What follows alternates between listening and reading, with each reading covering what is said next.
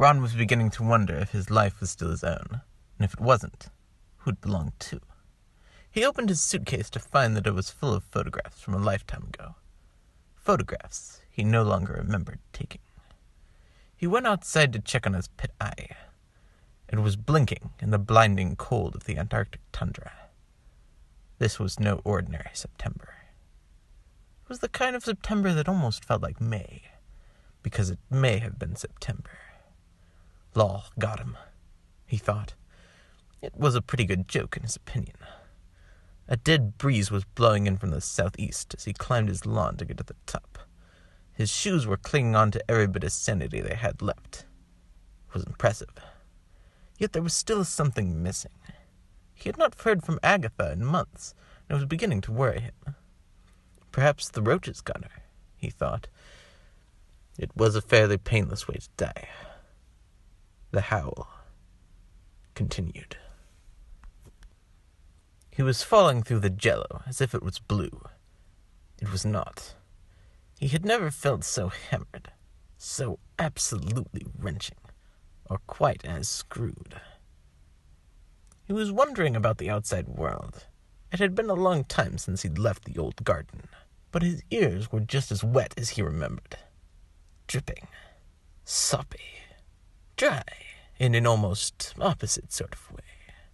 It was a mess that could only be cleansed with force, for he was not a merciful assassin. He was not an assassin at all. Not anymore. Not since Agatha's death. Not since he was surrounded by reptiles about to be shucked. Shucked like a pickled corn. It was the roaches, he thought. It had to have been the roaches. The howl continued. He grabbed a jug of milk from behind one of the trees. It was almond milk.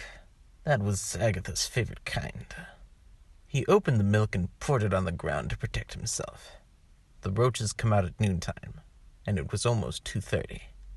Usually, the answer to any question is not actually the answer itself, but the way you find it, he thought. The snow was beginning to freeze in the cold, and this was worrying.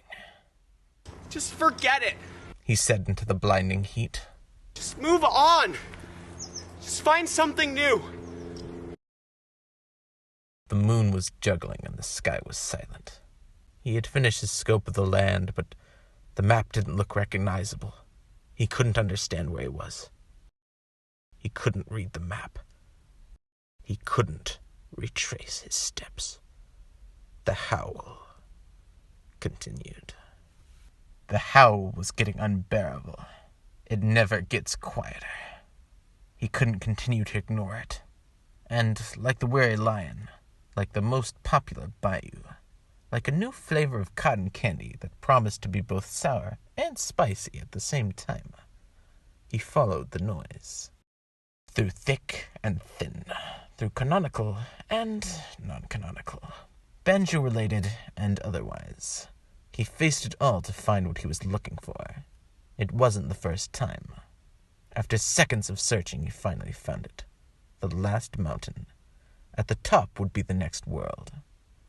The mountain was tall as a bowling alley. A very tall bowling alley. A bowling alley as tall as the mountain itself. He slid up the mountain, with style. Too much style, he thought. And when he reached his destination, he saw what he had been looking for. But standing there, gazing into the source of the howl, he saw it so clearly. It wasn't the roaches. It had never been the roaches. The howl stopped.